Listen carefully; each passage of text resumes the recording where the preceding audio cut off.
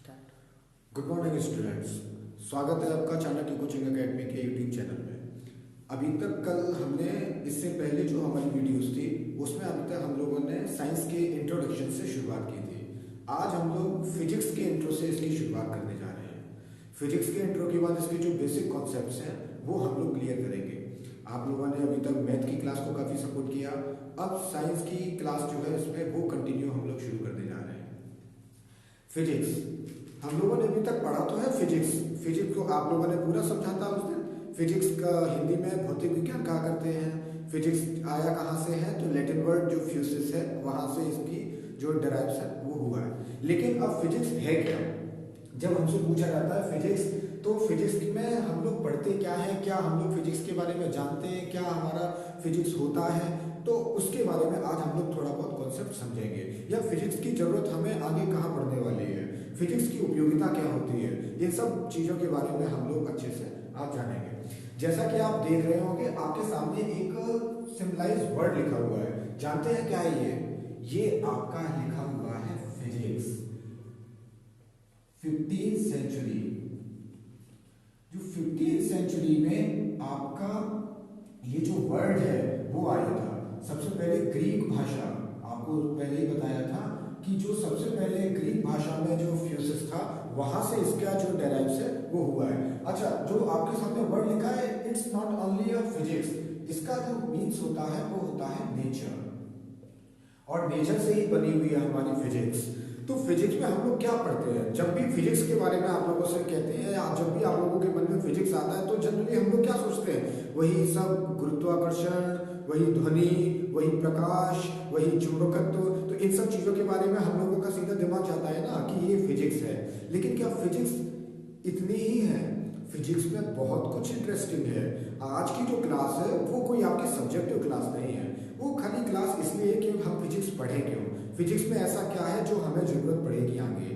तो देखते हैं ना फिजिक्स के, जब आपने देखा ये आपका जो लैटिन वर्ड है ग्रीक भाषा का शब्द है, इसकी सबसे पहले उत्पत्ति जो हुई है वहां से हम लोग देखते हैं तो वो वर्ड आता है नेचर। और नेचर को हम लोग क्या कहते हैं? नेचर को ही हम लोग कहते हैं फिजिक्स। फिजिक्स, चलिए अब हमारे सामने जो बेसिक कॉन्सेप्ट है यानी डेफिनेशंस, तो डेफिनेशन आप देखते हैं अलग अलग बुक्स वगैरह उठा के देखते हैं, अलग अलग सोर्सेज से देखते हैं तो फिजिक्स की बहुत सारी डेफिनेशन आपके सामने अवेलेबल रहती हैं। लेकिन हम अगर उन सब चीज़ों को रटेंगे तो फिर हम काफ़ी पीछे हो जाएंगे।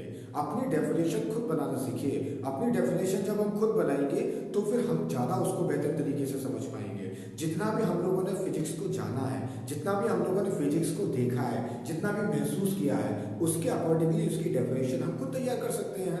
और फिजिक्स को हम लोग रट के काम नहीं चला सकते, उसको जब भी हम समझेंगे तभी आगे अच्छे से उसमें क्वालिफाई कर सकते हैं। अगर हम समझ में नहीं आता तो फिर हम उसको रट के काम बिल्कुल नहीं चला सकते अपना फिजिक्स। फिजिक्स आखिर है क्या? फिजिक्स सोते जागते उठते घूमते फिरते सब जगह फिजिक्स ही तो लगती है। अभी बेसिक कॉन्सेप्ट की अगर बात करें, ये आपने मार्कर है, मार्कर को अगर हम पकड़े हुए हैं, अगर मार्कर हमारे हाथ से छूटता तो कहाँ जाएगा? आसमान में तो जाएगा नहीं, कहाँ जाएगा? उस जमीन पर आकर गिरेगा। और ये कॉन्सेप्ट सबसे पहले किसके मन में आया था? ये कॉन्सेप्ट आया था लिंकन शहर के बाग में बैठे हुए लेटे हुए न्यूटन के मन में। और न्यूटन ने क्या दिया? न्यूटन ने ग्रेविटी दी, गुरुत्वाकर्षण का एक प्रिंसिपल हमें दिया। और यही जब हम यहाँ पर अप्लाई करते हैं, मार्कर को छोड़ते हैं सिंपली, तो वो जमीन पर आकर गिरता है। वो गुरुत्वाकर्षण ही तो है, ये तो फिजिक्स है। क्या बताया था? एक छोटा सा बच्चा अगर चलता है तो जब तक वो न्यूटन का जो नियम है वो पढ़ेगा नहीं तब तक क्या चल सकता है क्या? न्यूटन उसको आगे बताएंगे कि नहीं जमीन को पीछे की ओर धकेलना है तो आप आगे की ओर बढ़ेंगे। ये जो एक्शन रिएक्शन का लॉ है ये बच्चे को पढ़ाया नहीं जाता, ये बच्चे को खुद आता है।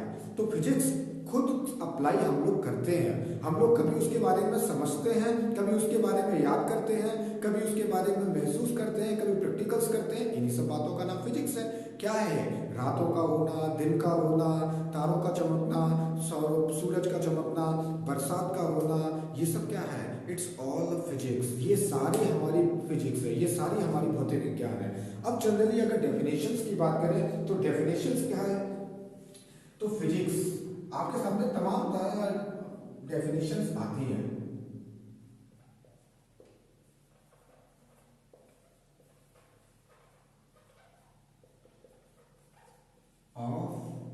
नेचर,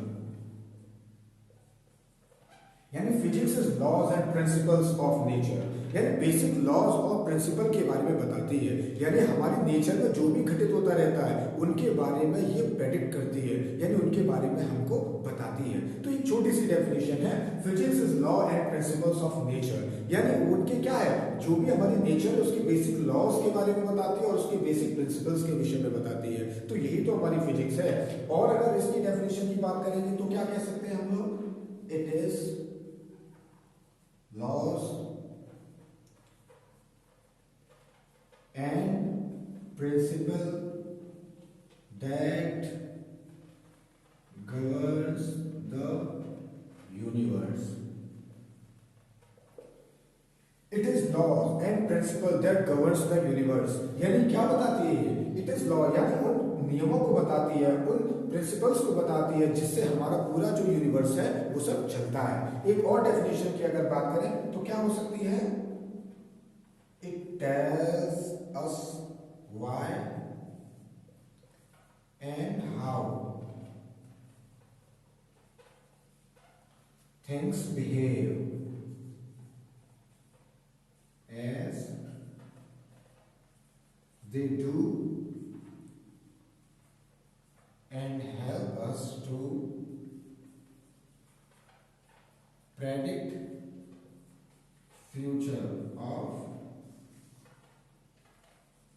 things, यानी क्या बता रही है, it tells us why and how things behave as they do and help us to predict future of things, यानी predict future।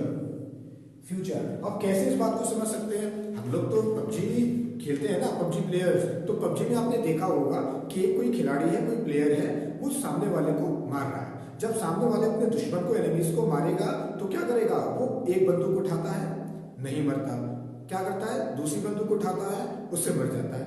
तो क्या करना है, अब जब आगे उसको दूसरे प्लेयर को और दूसरे प्लेयर को जब उसे मारना है तो फिर से वो प्रैक्टिकल्स नहीं करता है, एक बंदूक उठाना, दूसरा बंदूक उठाना, फिर उसे मालूम है कि हम किससे मारेंगे, उसको डायरेक्ट उठाता है, यानी प्रेडिक्ट फ्यूचर, यानी फ्यूचर को बताने का काम करती है। यानी ये सब चीजों को जब हम देखते हैं, क्या है, आपने देखा सिंपली पानी की एक बूंद है, आप ऊपर से छोड़ेंगे नीचे आएगी, तो पानी की बूंद को जब आप ऊपर से नीचे छोड़ते हैं तो वो कैसी होती है, सर्कुलर शेप में होती है ना, यानी उसकी स्फेरिकल शेप होती है ना।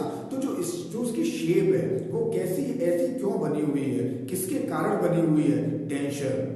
कौन सी टेंशन, फिजिक्स टेंशन लेने का नाम नहीं है, it is only surface tension. ऐसी बहुत सारी कॉन्सेप्ट्स हैं जो हमें फिजिक्स में देखने को, समझने को, पढ़ने को मिलती है। एक डेफिनेशन की और चर्चा करें, अगर हम हिंदी में इसको बोलेंगे तो क्या बोलेंगे, भौतिक विज्ञान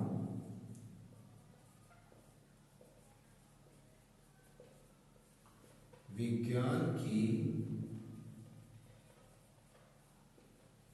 वह शाखा है जिसमें द्रव्य और ऊर्जा के मध्य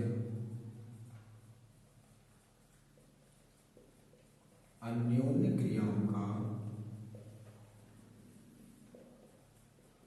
अध्ययन करते हैं। यानी मोस्टली हमें दो चीजों के बारे में यहां पर अच्छे से स्टडी करना है। कौन कौन से दो चीजें हैं, एक है द्रव्य और दूसरा है ऊर्जा, यानी मैटर और एनर्जी। मैटर और एनर्जी के बीच में जो म्यूचुअल रिएक्शंस होती हैं उनको हम लोग बोलते हैं फिजिक्स। मैटर, अब आप समझ सकते हैं what is matter and energy. यहां से मैटर और एनर्जी, जब ये दो कॉन्सेप्ट आते हैं तो हमारे मन में आता है, कौन सा ऐसा साइंटिस्ट था जब हम कहते हैं मैटर और एनर्जी के बारे में, यानी मास और, अगर हम यहाँ से रिलेटेड करें मास और एनर्जी के बारे में, तो मास को एनर्जी में और एनर्जी को मास में बदलने वाले साइंटिस्ट का क्या नाम था, जिसने अपना फेमस इक्वेशन दिया था, E=mc²। Yes, that is Albert Einstein. Albert Einstein ने हमें E=mc² दिया था, यानी आप एनर्जी को मास में और मास को एनर्जी में जो रिलेट करने वाला इक्वेशन है वो अल्बर्ट आइंस्टाइन ने दिया था। और अल्बर्ट आइंस्टाइन के ये फेमस इक्वेशन देने के बाद में पूरी की पूरी फिजिक्स चेंज होती हो गई, लग गई। क्यों?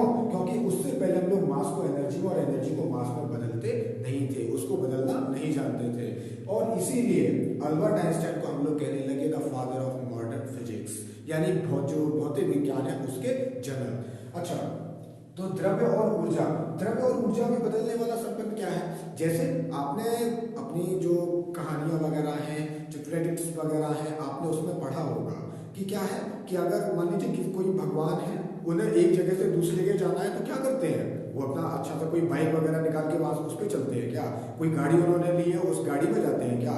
नहीं, उन्होंने वहां से अंतर्ध्यान हुए, ये सिंपल सी थ्योरी है ना हमारी, वहां से अंतर्ध्यान हुए और दूसरी जगह जाके वो प्रकट हो गए। यानी उन्होंने अपने शरीर को, अपने मास को, अपने शरीर के द्रव्यमान को वहां से गायब किया, ऊर्जा में बदला और ऊर्जा को जाके दूसरी जगह फिर से मास में कन्वर्ट कर दिया। यानी मास को एनर्जी में और एनर्जी को मास में बदलना आपके धर्म ग्रंथ जानते थे, लेकिन कभी हमने उन चीजों के बारे में पढ़ा नहीं, उनको उस कॉन्सेप्ट्स के बारे में नहीं पढ़ा, इसीलिए हमें फिजिक्स नहीं लगती है। लेकिन ये जो फैक्ट्स हैं आपको पहले ही बताए जा चुके थे, लेकिन कभी हम लोगों ने उनके बारे में पढ़ा नहीं, इसीलिए हम लोग पीछे होते चले गए। तो ये सारी चीजें हमको फिजिक्स के अकॉर्डिंगली पढ़ने को रहेंगी। अभी तक हम लोगों ने सिर्फ फिजिक्स की डेफिनेशंस को समझा था, फिजिक्स क्या होती है, फिजिक्स में हम लोग पढ़ते क्या है, फिजिक्स का आगे स्कोप क्या है, इन सब चीजों के बारे में करते हैं। कभी कभी आपके मन में आता होगा यार क्या पढ़ के क्या फायदा मिलेगा, इन सब चीजों को पढ़ के क्या रहेगा, ठीक है। अब कभी कभी मन में ये आता जब आगे सब्जी लेने जाएंगे तो इनकी कहाँ जरूरत पड़ेगी, लेकिन अगर वास्तव में सब्जी लेने जाना है तो वास्तव में इनकी जरूरत नहीं पड़ेगी। लेकिन आपने देखा होगा अगर आपको वास्तव में कोई ट्रेन चलानी है, कोई आपको प्लेन उड़ाना है, तो आपको इन फिजिक्स के लॉज की आवश्यकता पड़ेगी। तो जैसे हमारी सोच होगी तो वैसी हमारी आवश्यकता की चीजें भी रहती हैं। तो अभी तक सिर्फ फिजिक्स के बारे में हम लोगों ने इसका एक छोटा सा जो इंट्रो है वो देखा था। अब आगे जो नेक्स्ट वीडियोस हैं उसमें फिजिक्स के जो बेसिक कॉन्सेप्ट्स हैं उनके बारे में हम लोग अच्छे से स्टडी करेंगे। Basic concepts is like that light, sound, magnetism, electricity, it is all basic concepts of physics, और इनके बारे में हम लोग अच्छे तरीके से स्टडी आगे जो नेक्स्ट वीडियोस हैं उसमें करने वाले हैं। तब तक के लिए गुड बाय।